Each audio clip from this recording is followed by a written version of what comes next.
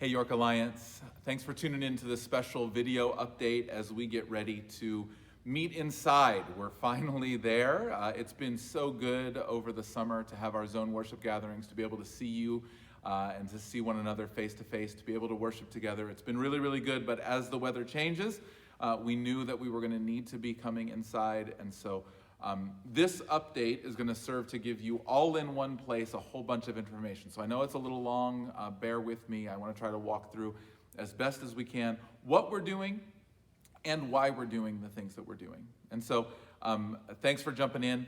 So starting the weekend of November 1st, we're going to be meeting in our fellowship hall. It's going to be newly renovated. Lots of great things are done. I'll talk about that here in just a minute.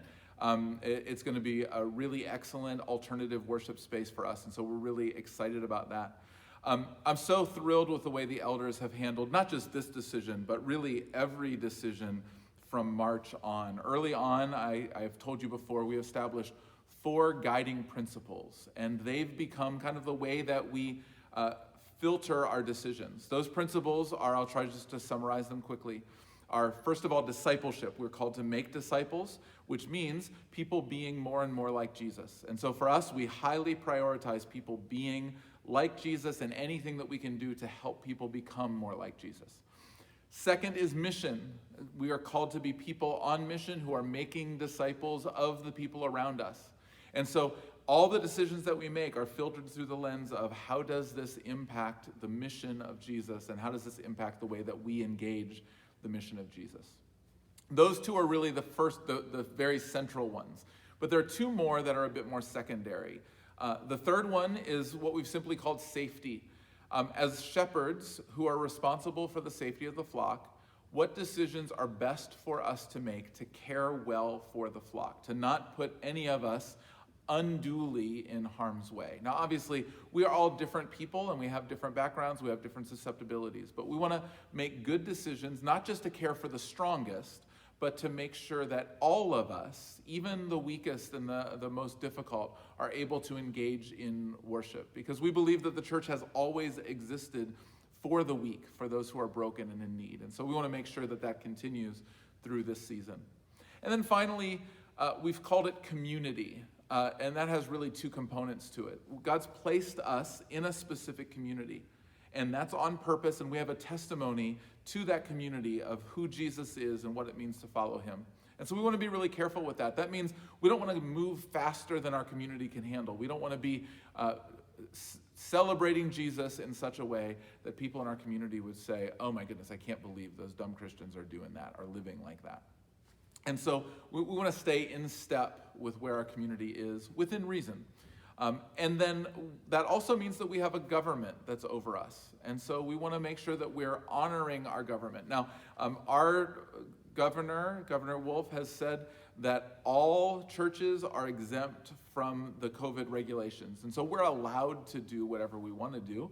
But we are trying to make decisions that stay in the spirit of the governing authorities that are over us. We believe that that's the best interpretation of Romans chapter 13, and it's the best way that we can engage the world around us. And so those 4 things, discipleship, mission, safety, and community, have driven all of the decisions that we're making along the way. So let me unfold what some of those decisions are. First of all, we've already talked about moving to the fellowship hall and why that's important. You can go back and listen to the older video if you want to hear a little bit more of why the sanctuary is just not a good option for us right now. We are looking at what it's going to look like for us to move back into the sanctuary in the future, but for right now, the fellowship hall is the best space that we have.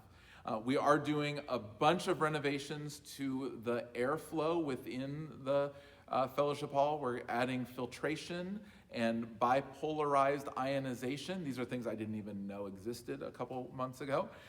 We've added in a lot of airflow work in order to make that happen, as well as movable windows, doors, things that will help create a safer environment for us to be together. We recognize we can't guarantee safety completely, but we're wanting to do everything that we can do to make it a safe environment, really for the purpose of mission, because we want people to feel comfortable coming and worshiping, for the purpose of discipleship, because we believe it's vitally important for people to gather together to worship. That's part of the way that we're discipled. And so we want to make it possible for as many as we possibly can to gather. And so we're taking every precaution we can. To that end, let me just get the difficult one out of the way.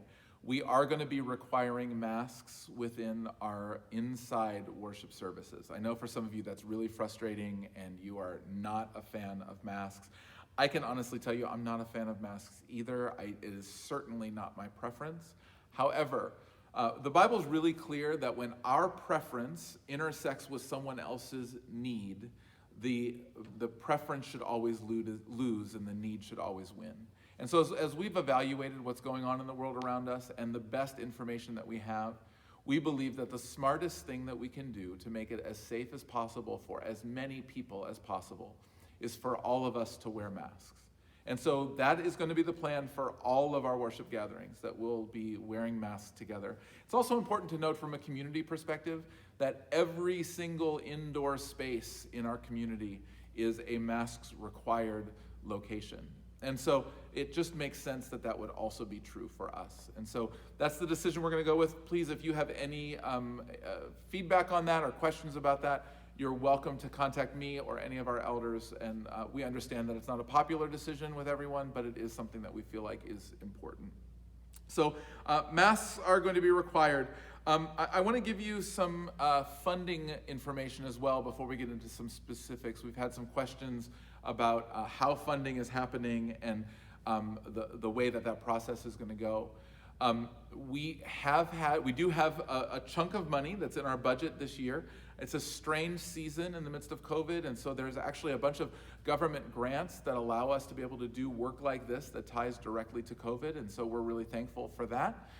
We also have a building maintenance fund, and so we will be dipping into our building maintenance fund in order for the fellowship hall to get up and moving, and we'd love to replenish that, not just for the sake of what was already there, but there's a decent amount of work that's going to be needed to be done in this facility in order for this facility to be ready for us to move back into as soon as possible. And so if you're wanting to give over and above your tithes and offerings to any of these projects, to the fellowship hall, to getting it moving, or to the larger facility as we continue to work on it and get it ready for moving back in at some point in the future, you can give to the building maintenance fund. You can do that through Tithely, as maybe you already are, or you can do that through your envelopes if you use envelopes to give. And so that's the way funding will be going. We are not taking any debt out. That's a question that I've gotten several times. There is no debt. We don't finance anything by debt here at York Alliance, and so that's not happening. This is money that we have in reserves, but we are going to need to replenish those reserves.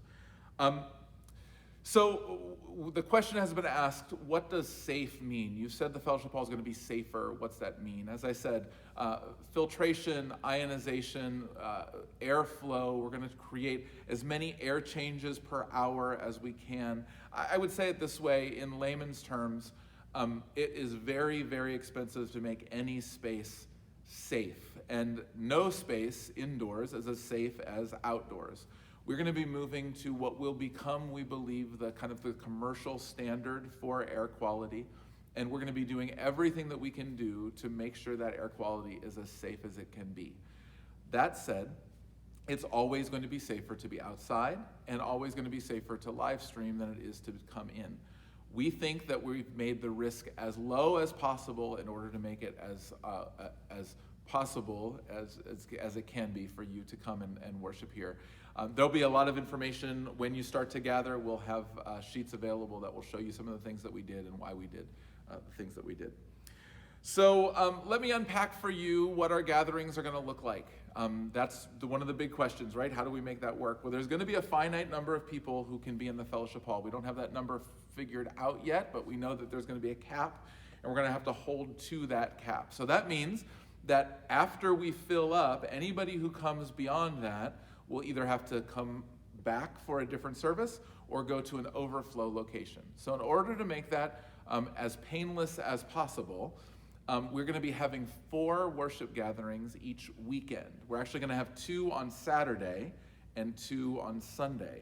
Some of you are saying, Saturday, hold up, what is going on? We're having Saturday services. So here's the mindset. We could potentially squeeze 3 in on Sunday morning, but we wouldn't be able to get the turnaround done quickly enough to not have to have a hard cap on the end of our services. One of the values at York Alliance is we respond to Jesus when he speaks to us. We pray with one another. We stay connected to one another. And we don't want to have to rush people out the doors. And so 2 services on Sunday morning is very doable. And so that's our plan, 8:30 and 10:30. But we also recognize that this is an opportunity for people to be able to worship together, and our overflow experience is not going to be ideal. We'll be able to send people up to the hub. We're going to have that room equipped to be able to have people safely in that room, but it's going to be a big TV screen, and it's just not going to be the same thing.